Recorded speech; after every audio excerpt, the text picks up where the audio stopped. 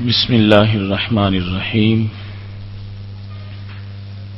رب اشرح لی صدری ویسر لی امری واحلل عقدۃ من لسانی یفقہوا قولی نحمدہ ونصلی ونسلم علی رسولہ الکریم اما بعد فاعوذ باللہ من الشیطان الرجیم بسم اللہ الرحمن الرحیم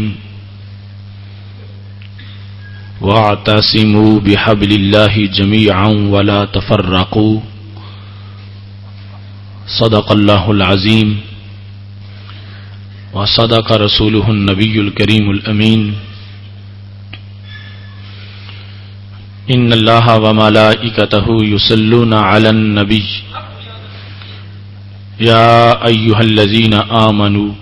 صلوا علیہ وسلموا تسلیما الصلاۃ والسلام علیک یا سیدی یا رسول اللہ وعلی آلک واصحابک یا حبیب اللہ مولاي صل وسلم دائما ابدا على حبيبك خير الخلق كلهم هو الحبيب الذي ترجى شفاعته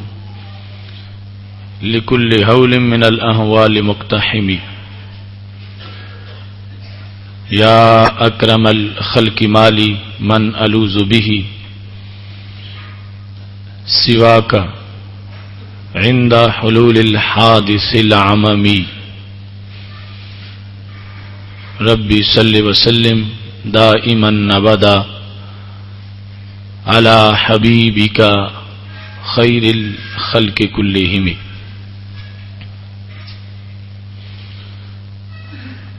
اللہ تبارک و تعالی جل جلالہ وعم نوالہ وَأَتَمَّ بُرْهَانُهُ وَأَعْظَمَ شَانُهُ کی حمد و ثنا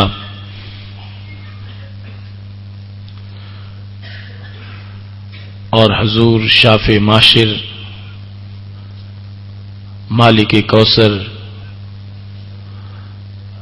محبوب و دلبر قائد الاولیاء قائد الانبیاء قائد المرسلین خاتم النبیین احمد مجتبی جناب محمد مصطفیٰ صلی اللہ علیہ وآلہ وصحابہ وبارک وسلم کے دربار گہر بار میں ہدیہ درود و سلام عرض کرنے کے بعد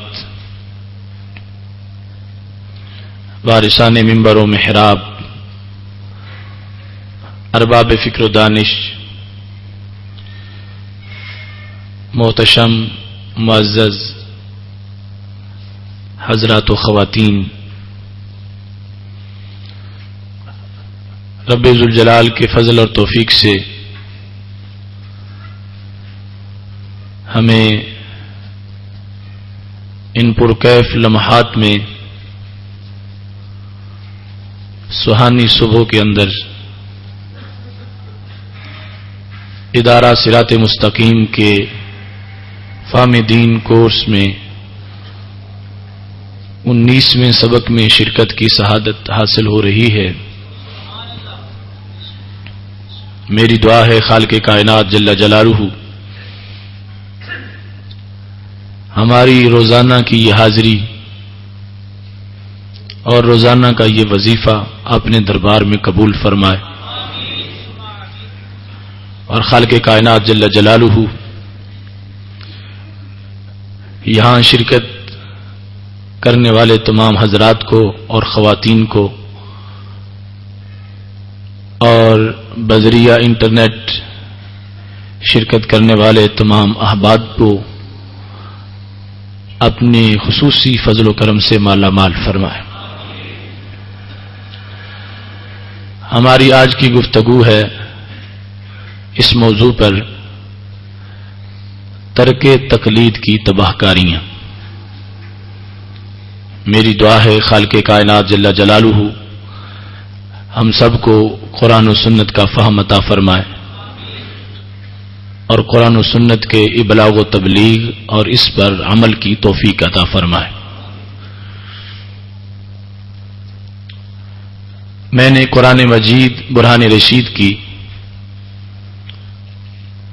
آیت کریمہ جو سورہ آل عمران کی آیت نمبر 103 ہے اس کی تلاوت کی ہے۔ خالق کائنات جل جلالہ ارشاد فرماتا ہے وَاعْتَصِمُوا بِحَبْلِ اللَّهِ جَمِيعًا وَلَا تَفَرَّقُوا and the fast hold the rope of Allah all together and be not divided among themselves۔ اللہ کی رسی کو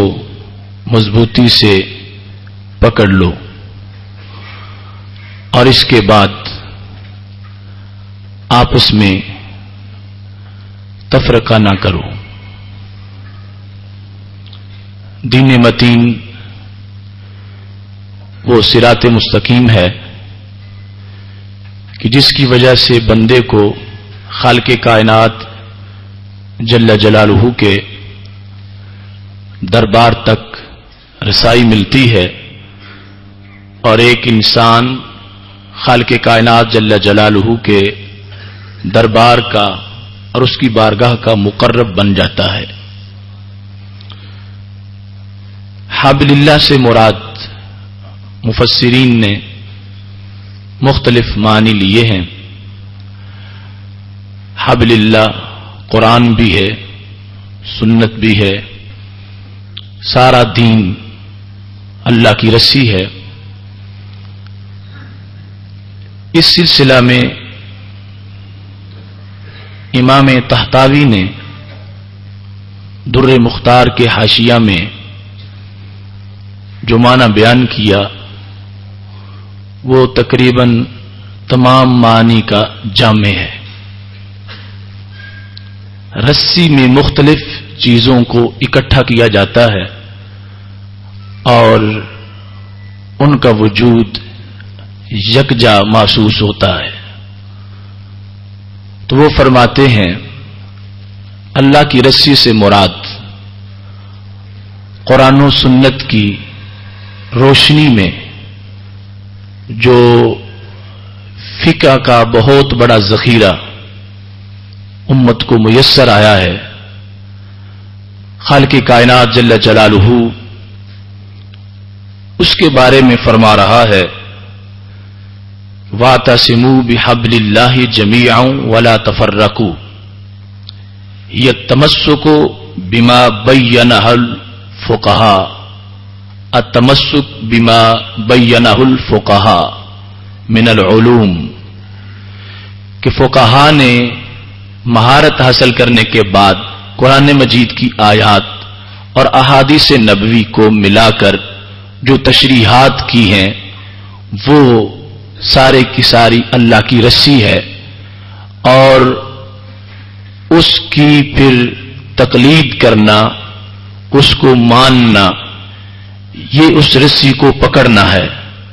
تو خالق کائنات جل جلالہ امت مسلمہ پر یہ لازم کر رہا ہے کہ قرآن و سنت کو اس انداز میں مانو کہ اس کی فقاہت تمہارے سامنے ہو اور اس کے بعد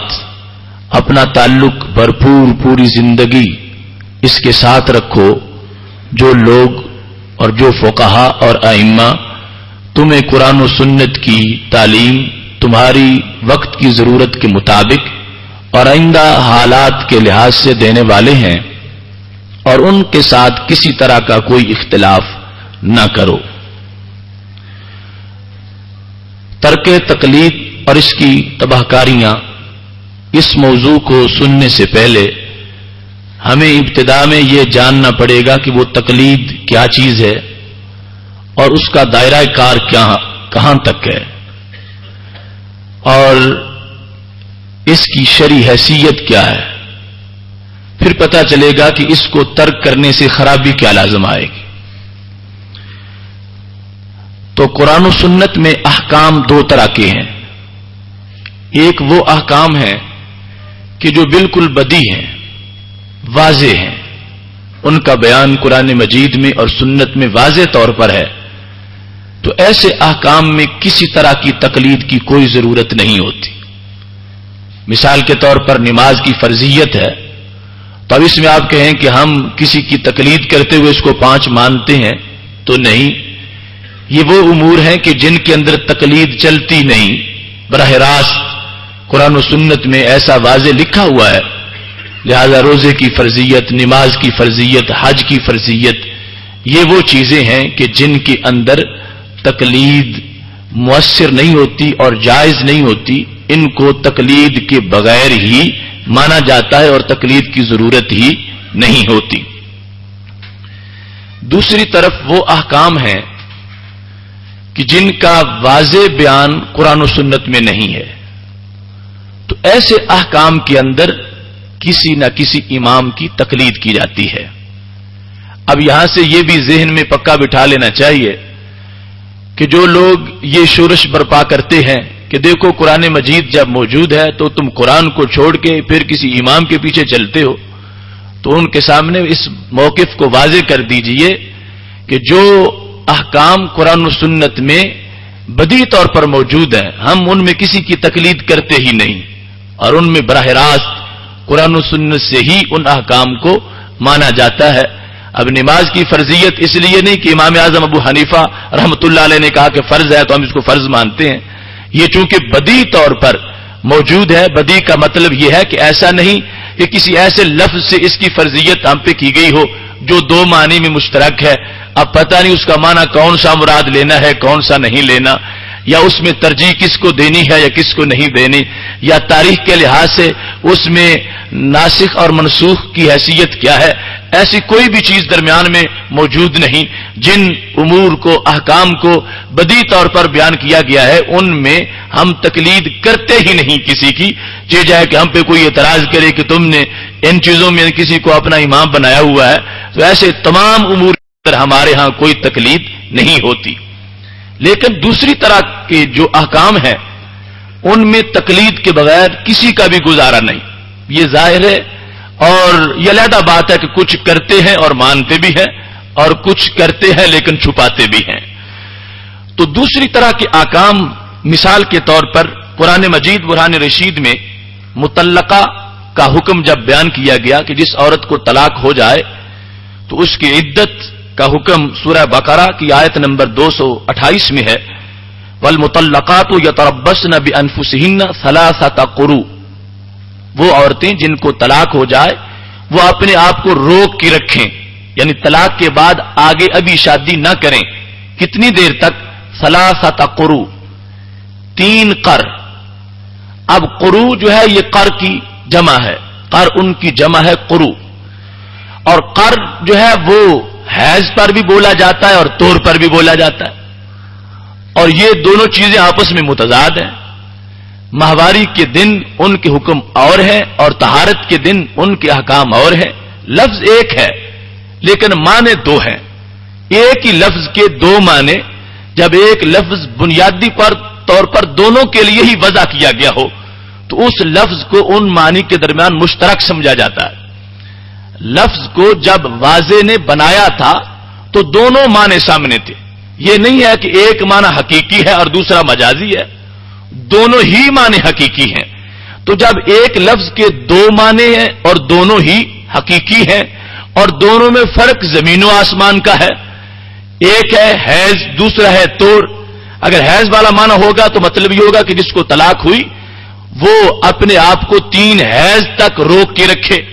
اور اگر طور کا ہوگا تو مطلب یہ ہوگا کہ 3 طور تک اپنے آپ کو روک کے رکھے، اور دونوں کے تقاضے میں آپس میں فرق آ جائے گا۔ تو اب لفظ ایک ہے، اس کے معنی 2 ہیں، اگرچہ یہ مسئلہ لکھا ہوا آیت قرآن میں ہے، لیکن چونکہ لفظ کے 2 معنی ہیں، دونوں کا وضع کے لحاظ سے دونوں معنی کے ساتھ اس کا ایک جیسا لفظ کا تعلق ہے، تو ہمیں اب کوئی ترجیح چاہیے کہ جس سے پتہ چلے کہ اس سے مراد حیض ہے طہر نہیں، تو اس ترجیح کے اندر امام کی تقلید کی جاتی ہے کہ ہم سے وہ لوگ بہتر جانتے تھے اور ان کے علوم زیادہ تھے، قرآن و سنت پر مہارت زیادہ تھی اور معرفت اور ادراک زیادہ تھا، لہذا اب ان دو معنی میں سے ایک کو معین کرنے کے لیے کہ جن کے لیے لفظ ایک ہی قرآن مجید میں استعمال ہو گیا، اب کسی امام کی تقلید کرنا پڑے گی، تو یہ وہ مقام ہے کہ جہاں پر تقلید کے بغیر گزارا نہیں ہوگا۔ وہ احکام اور ہیں کہ جہاں پر تقلید کرنا جائز ہی نہیں ہمارے نزدیک بھی، اور اس کے اندر وہ بدیہی طور پر جو قرآن و سنت میں موجود ہے، لیکن یہ جو ایک مثال میں نے دی، ایسے سینکڑوں مواقع ہیں کہ جہاں وہ مسئلہ اگرچہ قرآن مجید میں ہے، اگرچہ سنت میں ہے، لیکن اس کی حتمی حیثیت تک پہنچنے کے لیے ہمیں کسی رہنما کی ضرورت ہے کہ جس کا قریب ترین علم کے ساتھ رابطہ اور بارگاہ نبوت سے تعلق ہمارے مقابلے میں بہت قریب ہے، وہ جس وقت ایک معنی کو ترجیح دے دیں گے دلائل کی روشنی میں، ہم ان سے دلیل پوچھے بغیر ہی ان کی بات کو مان لیں گے، اس کو تقلید کہا جاتا ہے۔ اب یہ دو طرح کی احکام کی نوعیت تھی، ان میں سے تقلید کا دائرہ کار پہلے احکام کے ساتھ نہیں، دوسرے قسم کے احکام کے ساتھ ہے، اور اس کے لحاظ سے کوئی ایسی عقلی طور پر یا منطقی طور پر رکاوٹ نہیں ہے اور نہ ہی کوئی قباحت ہے، اس واسطے کہ جس وقت انسان کو خود اس کے پاس ایسے ذرائع نہیں ہے تو دونوں میں سے ایک کو ترجیح دینے کے لیے اس کو امام کی تقلید کرنا پڑے گی۔ تقلید کی تعریف لغوی طور پر تقلید کا معنی ہوتا ہے ہار پہنانا۔ ابن نجیم نے تقلید کی تعریف کی ہے، التقلید العمل بقول من لیس قولہ احد الحجج بلا حجت منہا۔ تقلید یہ ہے کہ اس ذات کے قول پر عمل کر لینا جو نہ تو اللہ کی ذات ہے اور نہ ہی رسول اکرم صلی اللہ علیہ وسلم کی ذات ہے اور نہ ہی وہ قول اجماع امت کے لحاظ سے ہے، ان تینوں سے ہٹ کر وہ ایک علیحدہ ذات ہے اور ایک علیحدہ قول ہے، اور اس کا قول اپنے ہاں دلیل پر مبنی ہے، لیکن اس سے دلیل پوچھے بغیر اس کے قول کو تسلیم کرنا، اس کو تقلید کہا جاتا ہے۔ تقلید دلائل والی بات کو دلیل کے تقاضے کے بغیر ماننا، اس کو تقلید کہا جاتا ہے، اور لغوی طور پر جو اس کا معنی ہے اس کے لحاظ سے دستور العلماء میں یہ لکھا ہے، کان ھذا المتتبع جعل قول الغیر وفعلہ قلادۃ فی عنقہ، کہ اس بندے نے جس کی تقلید کی اس کے قول کو یا اس کے عمل فعل کو اپنے گلے میں ہار کی طرح ڈال لیا، تو اس کو اس شخص کا، اس ذات کا مقلد کہا جاتا ہے۔ تقلید کے اندر یہ بات جو بیان کی جا رہی ہے کہ تقلید میں دلیل کا تقاضا نہیں کیا جاتا، اس کو بھی بڑا سمجھنا ضروری ہے، اور عربی زبان میں اس کو سمجھنے میں یا تو مخالفین نے غلطی کی یا پھر جان بوجھ کے خیانت کرتے ہیں، اور یہ پراپوگنڈا کیا جاتا ہے کہ تقلید یہ ہے کہ جس قول کی کوئی دلیل ہی نہیں اسے مان لینا، حالانکہ مطلب یہ ہے کہ جس کی دلیل ہے اس کو دلیل کے تقاضا کے بغیر مان لینا۔ اپنی جگہ وہ قول دلائل پر مبنی ہے، اس کی سنت سے بھی دلیل ہے، اس کی قرآن مجید سے بھی دلیل ہے، لیکن یہ جس نے عمل کرنا ہے یہ اس کا کام نہیں کہ یہ پہلے دلیل یاد کرے اور پھر عمل کرے، یہ اس ذات پر اعتماد کرتے ہوئے اس سے دلیل کا مواخذہ کیے بغیر اس کے بعد دلیل قول کو مان کے آگے اس پہ عمل کرنا شروع کر دے۔ اس واسطے کہ عمل ایسی چیز ہے، اگر اس کے لیے دلیل کو ماننا لازم قرار دے دیا جائے تو پھر یا تو کسی کی ساری زندگی عمل کے بغیر گزر جائے گی یا آدھی زندگی عمل کے بغیر گزر جائے گی، اور کتنا بڑا اس کا نقصان ہو جائے گا۔ ایک شخص حج کرنا چاہتا ہے، اب وہ حج کرنے پہنچا، اس نے طواف کرنا ہے، اس نے وہاں پہ سعی کرنی ہے، وقوف کرنا ہے، اب اس پر یہ طریقہ جاننا لازم ہے، لیکن اس طریقے کے دلائل جاننا لازم نہیں کہ حج مجھ پہ لازم ہے تو اس کی دلیل کیا ہے، میں نے سعی کرنی ہے تو اس کی دلیل کیا ہے، میدان عرفات میں وقوف کرنا ہے تو اس کی دلیل کیا ہے۔ ہو سکتا ہے دلیل یاد کرنے سے پہلے حج کے دن ہی گزر جائیں اور اس کا سارا سفر ہی رائے گاں ہو جائے۔ ایسے زندگی کے ہر مرحلے کے لیے جو اسلام کا حکم ہے، عمل کرنے والے کے لیے اس کو جان کر عمل کرنا لازم ہے، اور اگر اس پر یہ لازم کر دیا جائے کہ پہلے دلیل جانے گا تو پھر عمل ہوگا، تو جتنا لمحہ دلیل کے ڈھونڈنے میں، دلیل کے یاد کرنے میں گزر جائے گا، وہ ساری کا سارا اس کی زندگی کا وقت رائے گاہ چلا جائے گا۔ تو یہ تو ممکن ہی نہیں کہ عوام جو ہے وہ اپنے سارے دین کی دلائل سمجھ کے اس پر عمل کر رہے ہوں۔ یہ ہمارے ہاں تو چونکہ ویسے تقلید رائج ہے، لیکن جو لوگ اس کو ناجائز کہتے ہیں، اگر وہ اپنے جامع تلاشی لیں تو ان کے ہاں دو باتوں میں سے ایک بات ضرور پائی جائے گی۔ یا تو ان کی عوام جن کو انہوں نے عدم تقلید کے راستے پہ چلایا، وہ زندگی کا ایک حصہ عمل کی چھٹی پہ گزار رہے ہیں کہ جس میں ان کو سارے احکام کی دلائل ہی نہیں آتی، ان کو قرآن مجید کی احکام کی آیات کا پتہ ہی نہیں کہ کتنی ہے، اور ان کو احکام کی احادیث کی گنتی نہیں آتی، چاہے جائے کہ وہ احکام آتے ہوں، اور اس بنیاد پر عمل نہیں ہے، دلیل نہیں ہے ان کے پاس، تو ترک دلیل کی بنیاد پہ عمل نہیں ہوگا ان کے نزدیک۔ جب عمل نہیں ہے تو زندگی کا ایک حصہ یا ساری زندگی عمل سے خالی ہو جائے گی۔ اور اگر دلیل جانے بغیر عمل کیا جا رہا ہے تو پھر تقلید پر کس چیز کا اعتراض کرتے ہیں؟ مقلد نے اپنے امام کے با دلیل قول کو تقاضا دلیل کے بغیر مان لیا، اس کا اپنے ہاں جو دلیل ہے وہ طے شدہ ہے، وہ تسلیم شدہ ہے، لیکن اس عمل کرنے والے عوام کے لیے یہ لازم نہیں کہ ہر دلیل کو ڈھونڈ کے یاد کر کے پھر عمل کرے، اس سے پہلے بھی اس کے لیے عمل کرنا جائز ہے۔ تو دوسرے لفظوں میں جو غیر مقلد ہے اگر عملی طور پر کر رہا ہے تو پھر مقلد کی صورتحال پر عمل کرتے ہوئے اپنے آپ کو راہ عمل میں ڈالے ہوئے ہے، اور اگر نہیں کر رہا تو یہ بھی بہت بڑا خسارہ ہے کہ اس کی محدود سی زندگی یا نصف عمل کے بغیر ہے، یا پون زندگی عمل کے بغیر ہے، یا پوری زندگی عمل کے بغیر ہے۔ تو یہ عمل انسان کے لیے جو ہے اس کے لیے محض حکم جاننا کافی ہے، حکم کی دلیل جاننا ضروری نہیں ہے، اور دلیل جاننا یہ علماء کا کام ہے، فقہا اور مجتہدین کا کام ہے۔ اس واسطے عمومی طور پر یہ بات سامنے رکھی جاتی ہے کہ حکم کو معلوم کر لیا جائے اور اس حکم کو اس بنیاد پر تسلیم کر لیا جائے کہ امام نے دلیل کی پوری طرح تحقیق کر لی ہے اور وہ اس کے نزدیک ثابت ہے، ہم تک یہ حکم پہنچ گیا ہے، اور ہم اس حکم پر جاننے کے بعد اس میں ناغہ نہیں کریں گے اور اس پر عمل کرتے چلے جائیں گے۔ اس مقام پر دلیل جاننا لازم نہیں۔ اب آگے دیکھیے کہ تقلید کی دو قسمیں ہیں، ایک ہے صحیح اور دوسری ہے فاسد۔ تقلید صحیح جو ہے اس طرح ہے کہ ایک شخص نے یہ کسی کو پڑھتے سنا، لا الہ الا اللہ محمد الرسول اللہ، تو اس نے بھی پڑھنا شروع کر دیا۔ اب جب اس نے یہ پڑھا،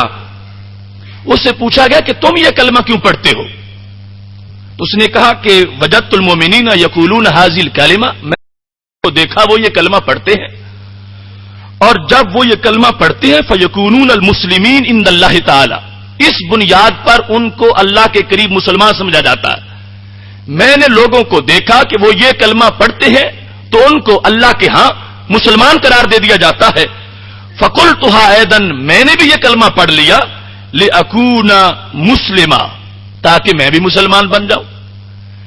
اس نے تقلید کی کہ فلاں شخص کلمہ پڑھ رہا ہے، پڑھتا اس لیے ہے کہ وہ مومن ہو جائے، تو اللہ کے نزدیک مومن شمار ہوتا ہے،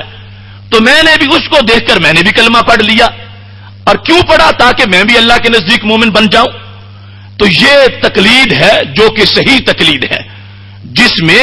اس نے پوری صورتحال کو سامنے رکھ لیا اور جو اس کے عمل کی غرض تھی اس کو سامنے رکھ کر خود بھی وہ کام کرنا شروع کر دیا۔ تو اب اس کو یہ نہیں کہا جائے گا کہ اس نے خواہ مخواہ کسی کے پیچھے لگ کے یہ کلمہ پڑھا ہے تو یہ غیر معتبر ہو جائے، نہیں، یہ معتبر ہوگا۔ تو جب اسلام کی بنیاد کے اندر تقلید جائز ہے اور وہ مؤثر ہوتی ہے تو اسلام کی فروعات پر عمل کرنے کے لحاظ سے تقلید کو غیر مستند کیسے قرار دیا جا سکتا ہے؟ آغاز اسلام کے اندر جب کسی کو دیکھ کر کلمہ پڑھا اس بنیاد پر کہ وہ پڑھ کے مومن ہوا تو میں پڑھ کے میں بھی مومن ہو جاتا ہوں، اس پر اس نے تقلید کر لی اور اس کو محمود قرار دیا گیا، اس بنیاد پر اس کو مومن قرار دیا گیا۔ تو یہ آغاز میں تقلید کا جب ایسا حسین منظر موجود ہے تو اختتام تر اور زندگی کے انجام تک جو شعبہ جات درمیان میں آئیں گے، جن کا تعلق اصول دین کے ساتھ نہیں ہوگا بلکہ فروع کے ساتھ ہوگا، ان کے اندر بندے کو ہر حال میں تقلید کرنا پڑے گی۔ دوسری حیثیت ہے تقلید فاسد کی۔ وہ کیا ہے کہ کسی نے کلمہ پڑھا کسی کو دیکھ کر، تو کہتا ہے، پوچھا گیا تم نے کلمہ کیوں پڑھا؟ تو کہنے لگا کل تو ما کالو، جو انہوں نے کہا وہ میں نے بھی کہہ دیا، ولا ادری ما ہیا، اور یہ میں نہیں جانتا کہ یہ کلمہ ہے کیا۔ وہ کلمہ پڑھ رہے تھے، میں نے بھی پڑھ دیا، اور یہ میں نہیں جانتا کہ یہ کلمہ ہے کیا۔ اس کے لحاظ سے جس وقت اس نے بولا تو اب یہ تقلید جو ہے یہ فاسد ہے، اس بنیاد پر کہ اس کو جب اللہ کی معرفت ہی نہیں ہوگی کہ لا الہ الا اللہ میں اللہ کا جو ذکر ہو رہا ہے یہ اللہ کس ذات کا نام ہے، اور خود اقرار کر رہا لا ادری ما ہیا، میں نہیں جانتا کہ یہ ہے کیا،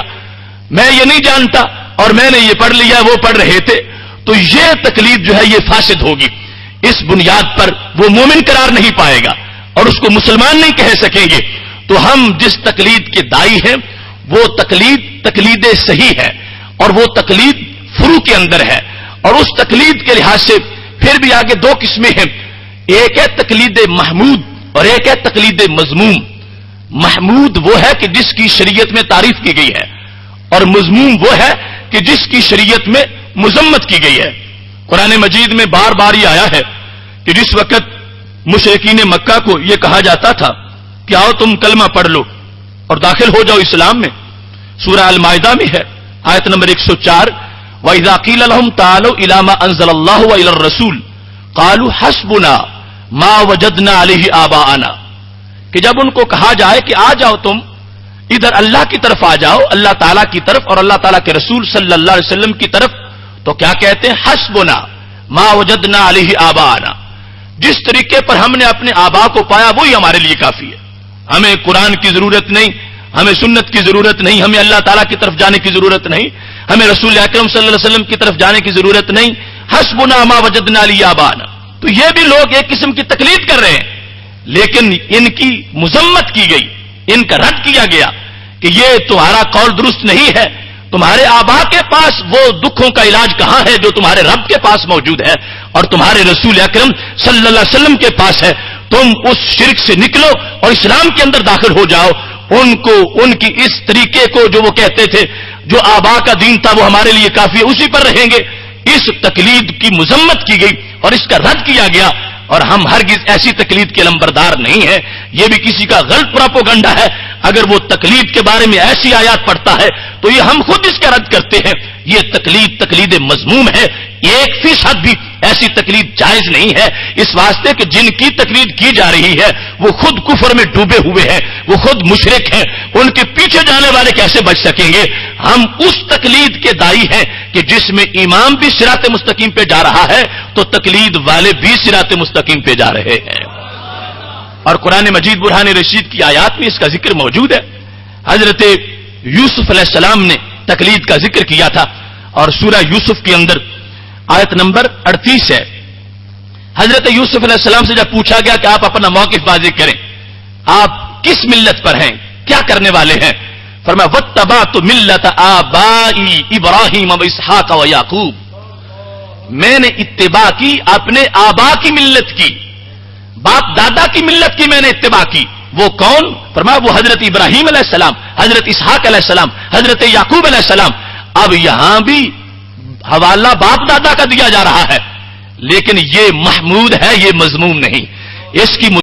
کی گئی، اس کی شریعت نے تعریف کی ہے۔ آج ہمارے ہاں یک طرفہ ٹریفک چلتی ہے، مسلسل وہ آیات پڑھی جا رہی ہے مشرکین والی، اور باپ دادا کا حوالہ دے کر اس کو چشمہ ہم پہ کیا جا رہا ہے کہ دیکھو وہ باپ دادا کی بات کرتے تھے تو قرآن نے رد کیا، اور تم بھی کہتے ہو کہ یہ بات چونکہ حضرت داتا گنج بخش اجمیری نے کی ہے، یہ امام اعظم ابو حنیفہ نے کی ہے، اور یہ فلاں نے کی ہے، تو ہم اس کو ماننے والے ہیں۔ دیکھو باپ دادا کی بات کو ماننا تو قرآن مجید مسترد کر رہا ہے، تو کتنا بڑا ظلم ہے قرآن مجید کی آیات کے ساتھ۔ وہ بات ہے ان لوگوں کی جن کے باپ دادا برے ہیں اور جن کے آباؤ اجداد کفر و شرک میں ہیں، آپ پچھلے بھی ادھر ہی چلے جائیں گے، لیکن جن کے آباؤ اجداد یا جن کے پیش رو پہلے گزرے ہوئے صراط مستقیم کا مینار ہو تو پچھلے جانے والے بھی صراط مستقیم کی چمک ضرور ہوں گے۔ اس واسطے فرمایا واتبعت ملت آبائی، میں نے بھی اپنے آبا کی ملت کی تقلید کی، ان کی اتباع کی، ان کے پیچھے چلا، اور اس کو واضح کر دیا کہ مطلقاً باپ دادا کی روش پہ چلنا یہ مطلقاً ناجائز نہیں ہے، مطلقاً یہ مذموم نہیں ہے، مطلقاً یہ کام برا نہیں ہے، یہ تب برا ہے کہ اگر باپ دادا برے ہیں، اگر وہ مشرک ہیں، وہ گمراہ ہیں تو ٹھیک ان کے پیچھے جانے کی قرآن مجید نے اجازت نہیں دی، لیکن اگر وہ اچھے ہیں تو قرآن کہتا واتبع سبیل من اناب الی، جو پہلے میری طرف جھک کے اللہ فرماتا ہے منزل تک پہنچ گئے ہیں، تم بھی پیچھے پیچھے چلو، تمہیں بھی میرا دربار نظر آ جائے گا۔ اب اس مقام پر رسول اکرم نور مجسم شفیع معظم صلی اللہ علیہ وسلم کے صحابہ کا نقطہ نظر اس انداز سے میں پورے مضمون کو بیان کرنا چاہتا ہوں کہ کوئی کسی جیز سے اعتراض کی گنجائش باقی نہ رہے، لیکن اس کے باوجود بھی اگر کسی کے ذہن میں ہوگا تو وہ بعد میں جواب دیں گے۔ آیت کریمہ میں خالق کائنات جل جلالہ ارشاد فرماتا ہے سورہ نساء کے اندر آیت نمبر 59 ہے، یا ایھا الذین آمنوا اطیعوا اللہ واطیعوا الرسول واولی الامر منکم، اے ایمان والو اطاعت کرو اللہ کی اور اطاعت کرو رسول اکرم صلی اللہ علیہ وسلم کی اور جو تم میں سے اولی الامر ہے، تین کی، لیکن یہ فرق واضح کر دیا کہ یہ تیسری اطاعت جو ہے یہ پہلی دو کے سائے میں ہے، کوئی مستقل نہیں ہے، اس واسطے پہلے دو بار اطیعوا بولا، اطیعوا اللہ و اطیعوا الرسول، تیسری باری اطیعوا نہیں بولا، عطف ڈال دیا وَأُولِي الْأَمْرِ مِنْكُمْ، اور جو تم میں سے اولی الامر ہے اس کی بھی اطاعت کرو۔ اب اللہ تعالیٰ اور رسول اکرم صلی اللہ علیہ وسلم کے بعد یہ تیسری ذات کون سی ہے؟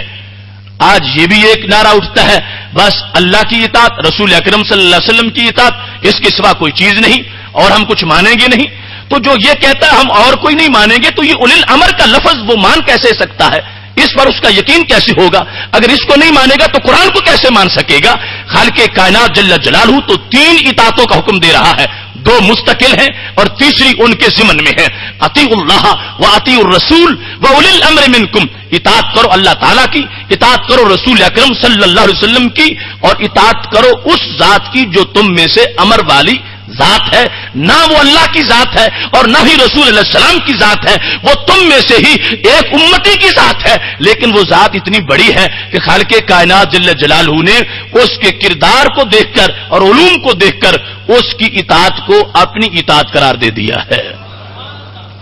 اس مقام پر مفسر بارگاہ رسول سیدنا عبداللہ بن عباس رضی اللہ تعالی عنہما اور حضرت جابر بن عبداللہ رضی اللہ تعالی عنہ، حضرت امام مجاہد، حضرت امام حسن بصری رحمہم اللہ تعالی علیہم اجمعین سارے کہتے ہیں کہ اولی الامر جو ہے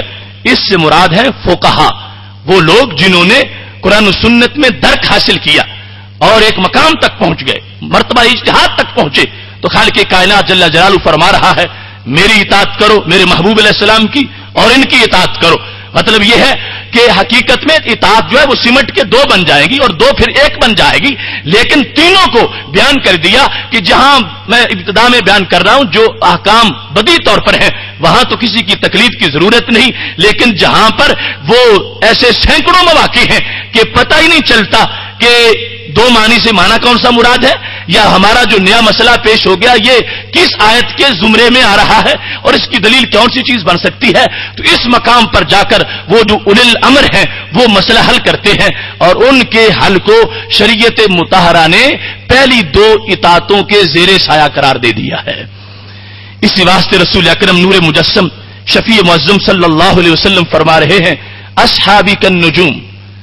بِأَيِّهِمْ اقْتَدَيْتُمْ اهْتَدَيْتُمْ، میرے صحابہ سارے ہی ستاروں کی طرح ہیں، تم ان میں سے جس کی بھی اقتداء کرو گے ہدایت پا جاؤ گے۔ اب یہ بھی صحابہ کرام علیہم رضوان کی ذات نہ الوہیت والی ہے نہ رسالت والی ہے، ان کے بعد ہے، لیکن ہدایت میں ہادی مہدی بن گئے ہیں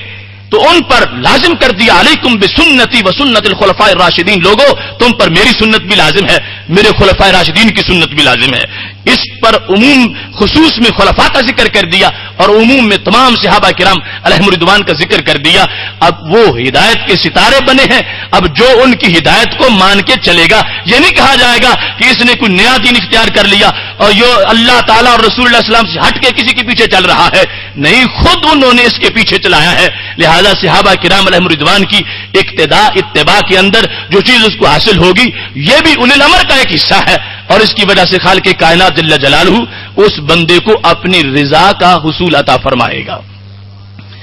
یہاں پر یہ بات بڑی قابل غور ہے. لوگ یہ بھی پوچھتے ہیں کہ صحابہ کیا تقلید کرتے تھے یا نہیں کرتے تھے؟ وہ اس وقت حنفی تھے، مالکی تھے، حنبلی تھے، شافعی تھے، ان کی حیثیت کیا تھی؟ تو میرے بھائیوں، بلا خوف تردید یہ کہتا ہوں کہ صحابہ کرام علیہم رضوان میں دو طرح کے لوگ تھے. ایک وہ تھے جو مقام اجتہاد پر فائز تھے، وہ مجتہد تھے، اور دوسرے وہ تھے جو مقلد تھے. صحابہ میں بھی مجتہد بھی تھے، مقلد بھی تھے. اور صورتحال یہ تھی کہ ابن قیم نے یہ بیان کیا ہے اعلام الموقعین کے اندر اور دوسرے مقام پر کہ صحابہ کرام علیہم رضوان میں سے 149 اصحاب فتویٰ تھے. 149 اصحاب، اگرچہ ان میں سے ہر شخص ہی ہم سے تو کروڑ درجہ بہتر ہے اور ان کا علم جو ہے ان کے مقابلے میں ہمارا بڑے سے بڑا عالم دین بھی اس کی کوئی حیثیت نہیں ہے، لیکن آخر ان میں بھی درجات تھے. ان میں سے 149 جو ہے وہ اصحاب فتویٰ ہیں. اب جب وہ اس اصحاب فتویٰ ہیں تو مطلب یہ بنا کہ باقی سارے ان کی مانتے ہیں، ورنہ اصحاب فتویٰ ہونے کا جب ان سے کوئی فتویٰ پوچھتا نہ تو وہ اصحاب فتویٰ بنتے کیسے؟ تو پوچھتا وہ ہے جو پوچھ کے عمل کرے گا. 149 ان میں سے اصحاب فتویٰ ہیں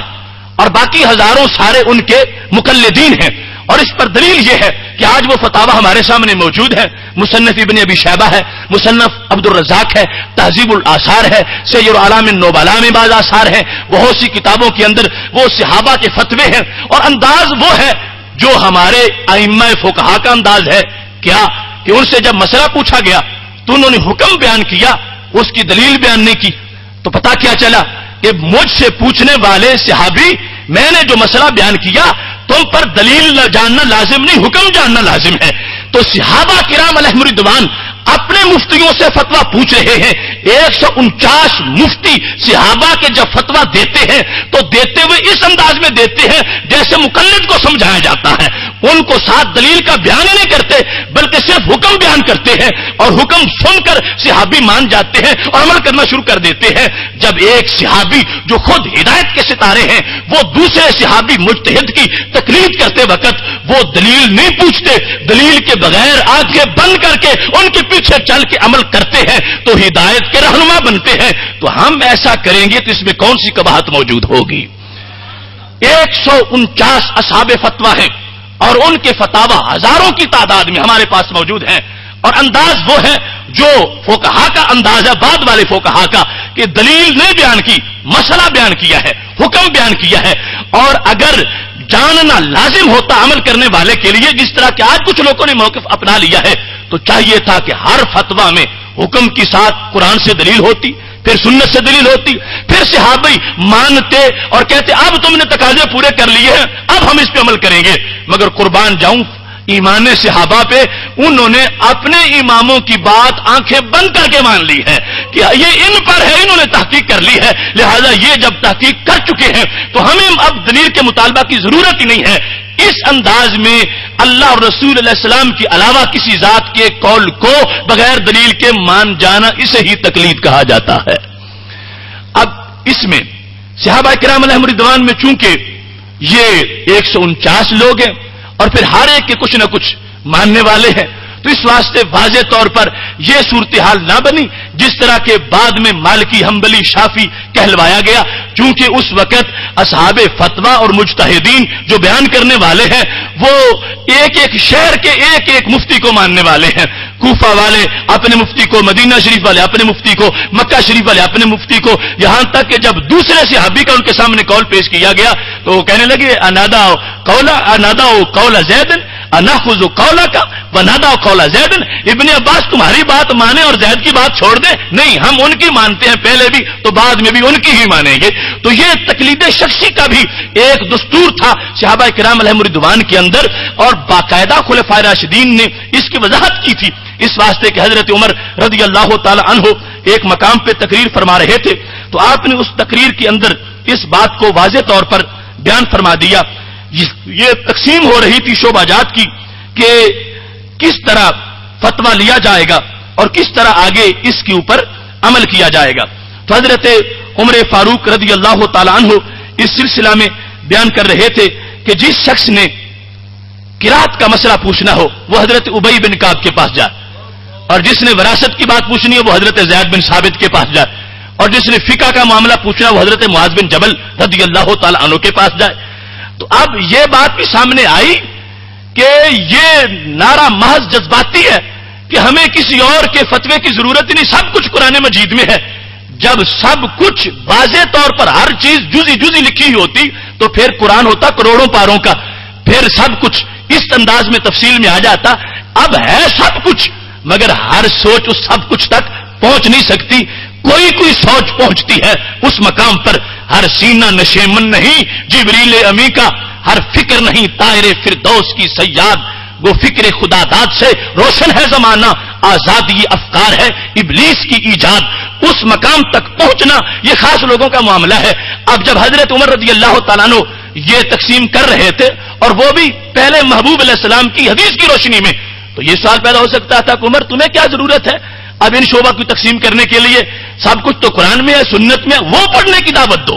کیوں لوگوں کو معاذ بن جبل کی دہلیز پہ بھیجتے ہو، اور کیوں لوگوں کو حضرت زید بن ثابت کے پاس بھیج رہے ہو، اور کیوں لوگوں کو حضرت ابی بن کعب رضی اللہ تعالی عنہ کی طرف بھیجتے ہو؟ ان کو قرآن و سنت کی طرف بھیجو، وہ بہتر جانتے ہیں اور بتا رہے ہیں کہ ان کی طرف بھیجنا یہ قرآن و سنت کی طرف ہی بھیجنا ہے، کہ جو ان کے پاس پہنچیں گے وہ قرآن و سنت کی وضاحت کر دیں گے، اور اگر سن کے عمل نہیں کرنا تھا تو جانے کی ضرورت ہی کوئی نہیں تھی۔ تو پتہ چلا وہ جاتے بھی تھے، پوچھتے بھی تھے، اور پوچھ کر اس پہ عمل کر کے تقلید کا اس بات بھی فرما رہے تھے۔ اب اس مقام پر رسول اکرم نور مجسم شفیع معظم صلی اللہ علیہ وسلم کی ایک حدیث شریف عرض کر کے اس مفہوم کو واضح کرنا چاہتا ہوں۔ اب پہلی گفتگو سے یہ بات اب تک واضح ہو گئی کہ ہمیں تقلید کرنا پڑے گی، اور دلیل جاننا یہ عوام کے ذمہ کی بات نہیں، حکم جاننا ان کے لیے کافی ہے۔ اگر دلیل کو لازم کر دیا گیا تو یا تو عمر برباد ہو جائے گی یا منافقت آ جائے گی کہ زبان سے کچھ کہا جا رہا ہے اور عمل بغیر دلیل جانے کے کیا جا رہا، اور یہ طے شدہ حقیقت ہے۔ آج کے زمانہ کا ایک دکاندار ریڈی لگانے والا وہ جب یہ دعویٰ کرتا ہے کہ میں غیر مقلد ہوں تو پھر عمل تب کرے جب اس کو ساری دلیلیں آتی ہوں۔ جس کو اسلام کی ابتدائی معلومات کا پتہ نہیں اس کو ہر حکم کی دلیل کہاں سے آئے گی؟ تو پھر اپنے موقف کے خلاف زندگی بسر کر رہا ہے۔ لیکن یہ اہل حق ہیں کہ جن کو وہ شروع سے روشنی ملی ہے، عوام کے لیے یہ کافی ہے، اپنی بات وہ جان لیں، حکم جان لیں، اگر دلیل نہیں بھی آتی پھر بھی عمل صحیح ہوگا، اگر جانیں گے تو یہ ایک شوق ہوگا، آگے بڑھیں گے، لیکن عمل کی صحت کے لیے ان کا محض اس حکم کو جان لینا کافی ہوگا۔ اب میں ایسی حدیث پیش کرتا ہوں کہ جو میں نے کہا کہ امام کی ضرورت ہے حدیث کو سمجھنے کے لیے، اصل میں یہ پہنچاتے قرآن و سنت کی طرف ہی ہے اور کہیں نہیں لے جاتے۔ ہم اس لیے ان کو مانتے ہیں کہ ان کی اقتداء میں بندہ قرآن و سنت کی حقیقی تعلیم تک پہنچ جاتا ہے، ورنہ صرف لفظ پڑھ لینے سے اور صرف سند کو دیکھ لینے سے بندہ لفظوں کے ہیر پھیر میں تو رہ سکتا ہے مگر حقیقت نگر میں کبھی بھی نہیں پہنچ سکتا۔ اب دیکھیے حدیث شریف حضرت ابو سعید خدری رضی اللہ تعالیٰ عنہ روایت کرتے ہیں اور سند کے لحاظ سے بالکل صحیح حدیث ہے۔ کیا ہے کہ نبی اکرم صلی اللہ علیہ وسلم کان یتودع من بیر بدا، مدینہ شریف کا ایک کنواں تھا، اس سے آپ وضو کرتے تھے۔ وہ کنواں ایسا تھا کہ جس میں کبھی گندگی بھی پڑ جاتی تھی۔ فقیل یا رسول اللہ صلی اللہ علیہ وسلم انہ تلقى فیہ الجیف والمحائض، اس کنویں میں تو مردہ کتے بھی کبھی گرے ہوئے ہوتے ہیں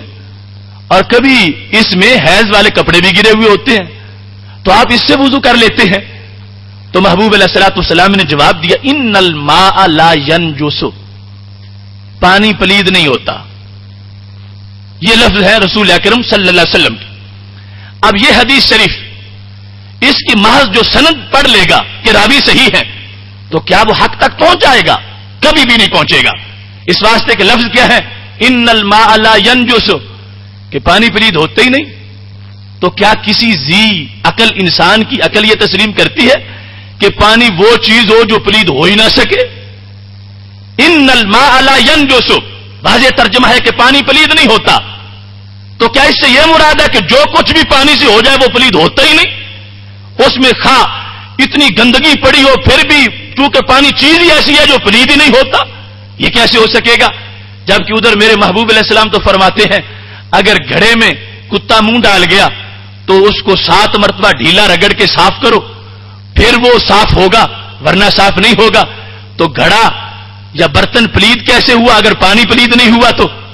پہلے پانی کو پلید مانا جائے گا، اس کی وجہ سے وہ پانی جس گھڑے سے لگا ہوا ہے وہ پلید مانا جائے گا۔ اور رسول اکرم نور مجسم شفیع معظم صلی اللہ علیہ وسلم کی درجنوں احادیث ہیں اس بارے میں کہ جس میں پانی کے پلید ہونے پر اس کے احکام بیان کیے ہیں۔ تو اگر پلید ہوتا ہی نہیں تو احکام بیان کرنے کی ضرورت کیا تھی؟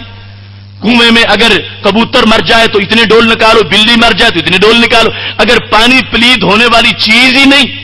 تو پھر اس کو پاک کرنے کا مطلب کیا ہے؟ تو پتہ چلا حدیث کو صحیح ماننے کے لیے بہت کچھ دیکھنا پڑے گا۔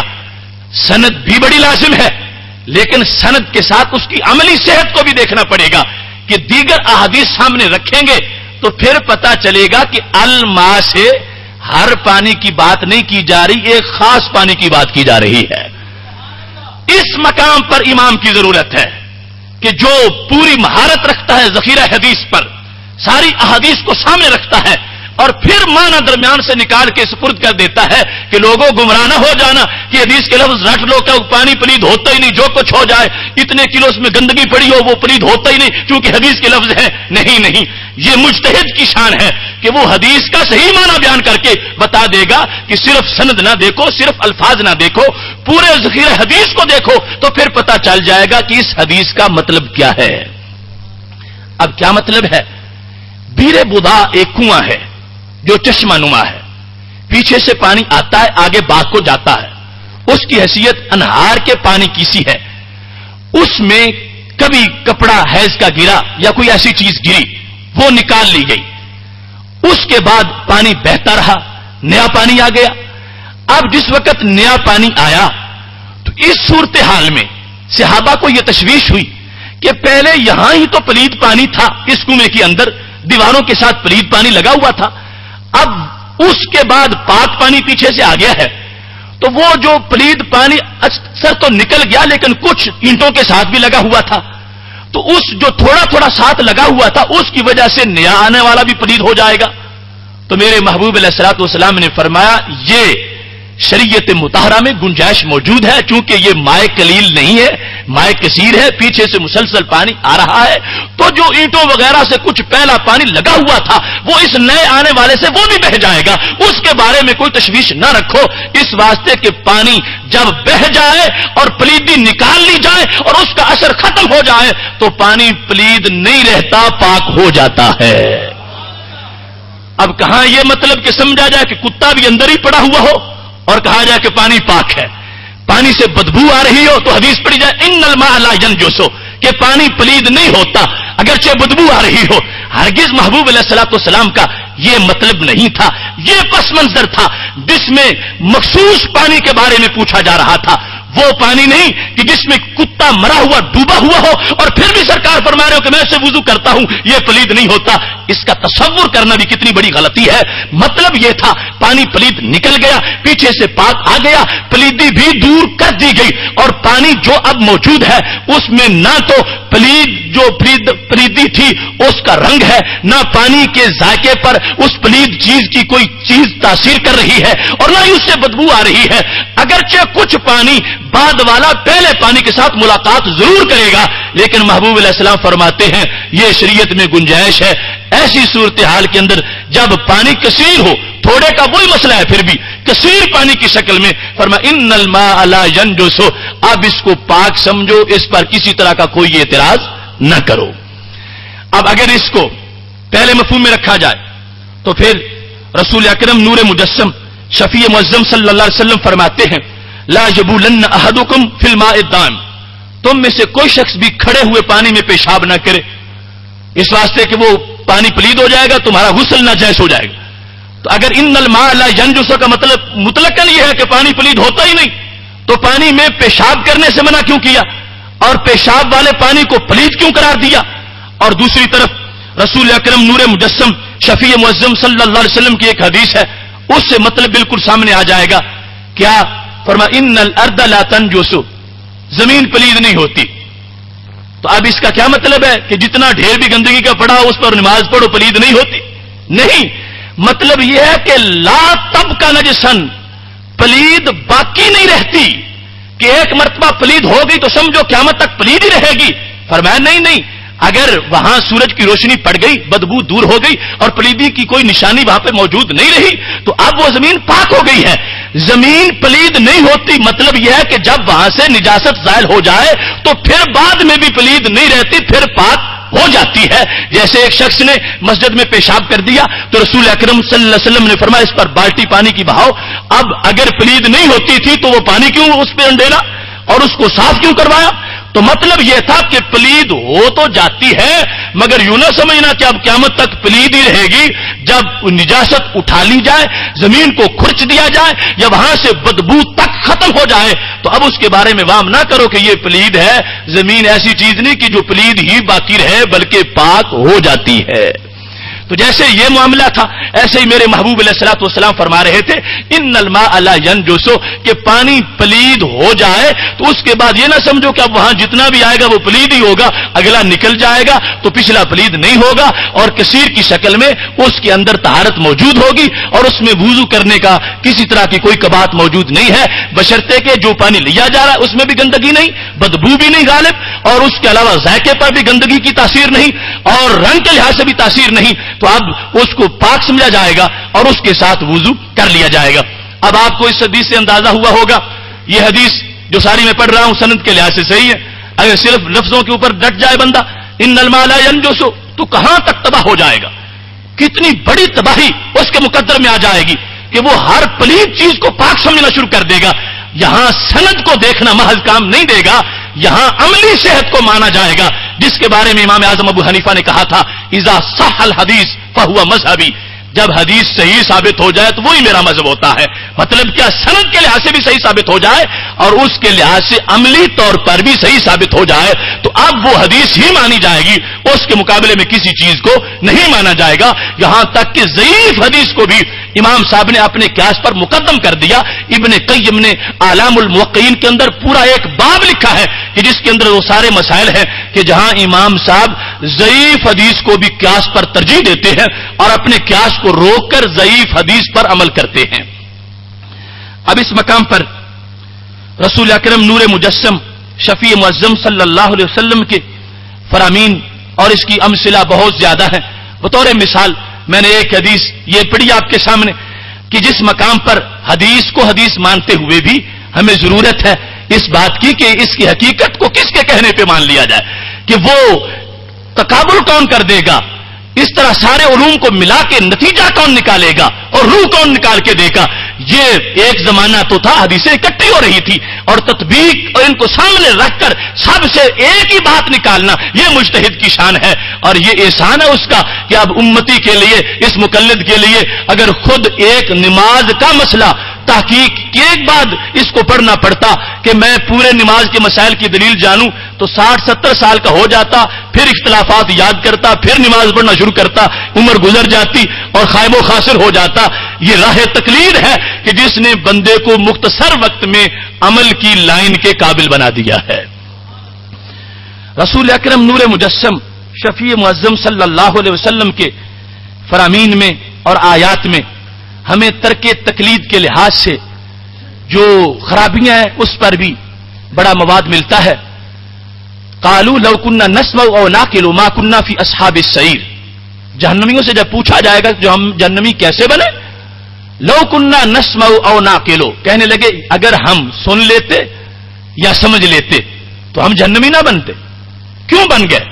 حضرت شاہ عبد العزیز محدث دہلوی رحمۃ اللہ علیہ اس مقام پر تفسیر عزیزے میں لکھتے ہیں کہ ویسے تو ایک ہی بات کافی تھی, نسمع سن لیتے, نعقل سمجھ لیتے, ایک لفظ ہی آ جاتا کافی تھا. تو کہتے اصل میں باتیں دو ہو رہی ہیں. نسمع کسی کی سن کے تقلید کر لیتے, نعقل خود یہ صلاحیت ہوتی کہ ہم خود سوچ لیتے. ہم نہ خود اجتہاد تک پہنچے اور نہ ہی ہم نے کسی کی تقلید کی. نتیجہ یہ نکلا کہ ہم گرتے گرتے اس مقام تک پہنچ گئے کہ جس سے آگے اور کوئی خسران کی بات ہی نہیں ہے. انسان جب راہ تقلید سے تھوڑا سا ہٹتا ہے, آغاز میں کچھ اچھا ہے, ہٹتے ہٹتے ہٹتے وہاں تک پہنچتا ہے کہ اس سے زیادہ آگے کوئی گہرا جہنم کا گڑھا ہی نہیں ہے. تجربہ کے اندر آپ نے دیکھا کہ جو لوگ راہ تقلید سے ہٹے, وہ مرزا غلام احمد قادیانی ہو یا غلام احمد پرویز ہو, یہ غیر تقلید کے درخت پہ لگنے والے کانٹے ہیں. کیا انجام ہوا؟ آگے پٹکتے گئے, گرتے گئے اور آگے چلے گئے. اور جو راہ تقلید پہ رہا اس کے گرد پہرا تھا قرآن و سنت کی تعلیمات کا اور اپنے ائمہ کا, وہ بدستور اپنی صحت پر قائم رہے. اور یہ جو لو کنا نسمع او نعقل, یہ انداز ہے مرزا قادیانی وغیرہ جیسے لوگوں کا, جو چھوڑ کے بڑے خطرہ ہے کہ چلتے چلتے مرتد ہو جائیں گے اور مرتد ہونے سے ایسی دہلیز تک پہنچ جائیں گے جہاں سوائے ہلاکت کی اور چیز موجود نہیں ہوگی. اور حدیث صحیح میں جو بخاری اور مسلم دونوں میں ہے کہ جس وقت قبر کے اندر امتحان ہوتا ہے تو وہاں پر جب رسول اکرم صلی اللہ علیہ وسلم کے بارے میں پوچھا جائے گا, ایک شخص کا جواب یہ ہوگا لا ادری, ہاں لا ادری, میں نہیں جانتا, میں نہیں جانتا. اب رسول اکرم صلی اللہ علیہ وسلم فرماتے ہیں جب وہ یہ جواب دے گا تو فرشتے اس کو ماریں گے. لا دریتا ولا تلیتا, بخاری و مسلم میں ہے, لا دریتا, تو نے خود آپ بھی غور نہ کیا, ولا تلیتا, اور کسی غور کرنے والے کی تقلید بھی تم نے نہ کی. دونوں میں سے ایک کام تو کر لیتے, یا خود مقام اجتہاد تک پہنچ جاتے یا پھر کسی مجتہد کی تقلید کر لیتے, اور تم نے دونوں کام چھوڑ دیے. فَيُضْرَبُ بِمَطَارِقٍ مِّنْ حَدِيدٍ, لوہے کے ہتھوڑوں کے ساتھ اس کو مارا جائے گا کہ یہ جس وادی پر تم پہنچے ہو اس کا آغاز اس وقت ہو گیا تھا جب دو کاموں میں سے ایک کام بھی تم میں موجود نہیں تھا, اور تم زندگی اس طرح گزارتے رہے, چلتے چلتے بھٹکتے بھٹکتے, پہلے فقہا پر عدم اعتماد کیا, پھر محدثین پر بھی کر دیا, پھر اہل قرآن بنا, پھر قرآن پر بھی عدم اعتماد کر دیا, پھر وہ دہریہ بن گیا. یہ ایک مسلسل گمراہی کی چین ہے جو عدم تقلید سے شروع ہوتی ہے اور جہنم کے گڑھے میں جا کر ختم ہوتی ہے. اللہ کا فضل ہے کہ خالق کائنات جل جلالہ نے ہمیں ایسی ہلاکتوں سے بچا کے رکھا ہوا ہے. ایسا پہرا ہے درمیان میں ایمان اور تقوی کا اور ان ائمہ کی تقلید کا کہ جو ایک انچ بھی آگے پیچھے قرآن و سنت سے نہیں جانے دیتے اور قرآن و سنت کی تعلیمات کے حصار میں بندے کو پوری زندگی کا راہی بنا دیتے ہیں. محتشم سامعین حضرات, اس سلسلہ میں یہ بات بھی بڑی قابل غور ہے. ہمارے ہاں جو ترک تقلید کا ایک رواج چلا تو تجربہ کی بات ہے, جب یہ چلا تھا اس وقت اتنا خطرناک نہیں تھا. خود یہ لوگ ماضی میں آغاز کے اندر اتنا ادب کرتے تھے ائمہ کا اور اس قدر اتنی محبت تھی, چلتے چلتے آج وہی لوگ ایسی ایسی باتیں بولتے ہیں. یہ وہ ایک فطری پروگرس ہے عدم تقلید کے اندر ہلاکت کی کہ وہ ان کے اپنے آبا جو کچھ کہتے تھے آج بھی ان کا کہا ہوا چھوڑ گئے. جہاں سے عدم تقلید کی روش نکلی تھی اس وقت کا ایک واقعہ یہ مولانا داؤد غزنوی کی سوانح عمری میں صفحہ نمبر 384 پہ لکھا ہے کہ مولانا عبد الجبار غزنوی, ان کا امرتسر میں مدرسہ تھا, مدرسہ غزنویہ. تو وہاں ان کے مدرسہ میں ایک مولانا پڑھتے تھے جو امرتسر کی تیلیاں والی مسجد کے خطیب تھے, ان کا نام عبد العلی تھا. مولانا عبد الجبار غزنوی صاحب کی کلاس میں ان کے اس شاگرد عبد العلی نے یہ کہہ دیا کہ ابو حنیفہ سے تو میں اچھا ہوں. یہ لفظ تھے اس کے, کیونکہ یہ بڑے کا نام بھی یوں ہی لیتے ہیں جیسے چھوٹا بھائی ہوتا ہے. ابو حنیفہ سے تو میں اچھا ہوں. کیوں؟ کہ انہیں صرف 17 حدیثیں آتی تھیں اور مجھے تو ان سے کہیں زیادہ یاد ہیں, لہذا ان سے میں اچھا ہوں. اب آج یہ تو ہر چھوٹے موٹے کا وظیفہ بنا ہوا ہے یہ بات, لیکن جب یہ شروع ہوا تھا گمراہی کا سلسلہ تو اس وقت تک ابھی ہدایت کے آثار کافی باقی تھے.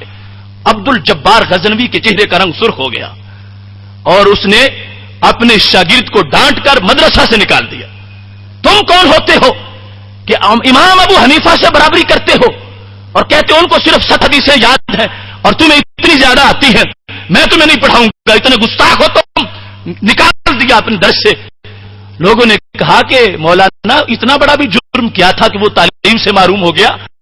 چاہیے تھا کچھ تھوڑی بہت اس کو زجر توبیخ کے بعد قبول کر لیتے. تو مولانا عبد الجبار غزنوی کہنے لگے مجھے خطرہ ہے کہ یہ شخص مرتد ہو جائے گا. اب گواہ موجود ہیں, ایک ہفتہ نہیں گزرا تھا کہ مدرسہ غزنویہ کا وہ مولوی, وہ عبد العلی نامی جو مسجد تیلیاں والا خطیب تھا, ایک ہفتہ کے بعد قادیانی بن گیا. جب وہ قادیانی بنا تو لوگوں نے آ کے مولانا عبد الجبار غزنوی, غیر مقلد جو خود تھے لیکن آغاز تھا ابھی ادب احترام اتنا باقی تھا کہ ان کی غیرت سے برداشت نہیں ہو سکا کہ زمانے کا امام ہو اور ایک چھوٹی سی مسجد کا امام ان کو چیلنج کرتا پھرے. نکالا, پوچھا ان سے لوگوں نے کہ آپ کو یہ کیسے پتا چل گیا تھا؟ غیب تو خدا جانتا ہے کہ یہ بندہ مرتد ہو جائے گا, آپ کو کیسے پتا چل گیا؟ تو کہنے لگے میں غیب تو نہیں جانتا لیکن ایک حدیث شریف سے مجھے یہ پتا چل گیا تھا کہ جس شخص نے امام اعظم ابو حنیفہ پہ تنقید کی یہ دائرہ اسلام میں نہیں رہ سکے گا. کیوں؟ کہتے میں نے یہ حدیث پڑھی ہوئی ہے کہ خالق کائنات کا فرمان ہے, حدیث قدسی ہے, من عادى لي وليا فقد آذنته بالحرب, کہ جو میرے ولی سے عداوت رکھتا ہے میں اس کو جنگ کا چیلنج کر رہا ہوں. تو عبد الجبار غزنوی کے یہ لفظ تھے کہ امام ابو حنیفہ بالیقین اللہ کے ولی ہیں اور اس بندے نے ان کی توہین کی ہے, اور توہین کے بعد مجھے خطرہ تھا کہ کہیں اس کی پاداش میں ہم بھی نہ مارے جائیں. میں نے اس واسطے اس کو اپنے مدرسہ سے نکال دیا ہے. اور لوگوں تم نے دیکھ لیا کہ وہ بات سچی ہو گئی. جس نے امام صاحب پہ تنقید کرنا شروع کی تھی آہستہ آہستہ, یہ نہیں کہ اس نے صرف فقہ پہ تنقید کی ہو, اس نے سنت پہ بھی کر دی, اس نے قرآن پہ بھی کر دی, اور اس نے امام الانبیاء علیہ السلام پہ بھی کر دی, اور یہ نتیجہ نکلا کہ مرتد ہو گیا. یہ ایک چین ہے گمراہی کی جو اس وقت سے ہمیں واضح کر رہی ہے, اور خطرناک جو تباہ کاریاں ہیں تاکہ تقلید کی یہ سامنے آ رہی ہے. اس واسطے انسان جتنا وہ محدود ہوتا ہے اور اپنے گرد شریعت کے پہرے کو پکا کر لیتا ہے اتنی اس کے لیے رہنمائی زیادہ ہوتی ہے اور گمراہی سے بچتا جاتا ہے. جب تھوڑا سا وہ پردہ اٹھاتا ہے کہ کوئی نہیں امام بھی تو بندے ہی تھے, ان کے مقابلے میں آتا ہے, پھر محدثین کے مقابلے میں آ جاتا ہے, پھر خود رسول اللہ علیہ السلام کے مقابلے میں آ جاتا ہے, اور یہ اس کی گمراہی کی آخری حد ہوتی ہے. یہ ہے ترک تقلید کی تباہ کاریاں. میری دعا ہے خالق کائنات جل جلالہ تمام لوگوں کو ان تباہ کاریوں سے محفوظ فرمائے. وآخر دعوانا ان الحمد للہ رب العالمین.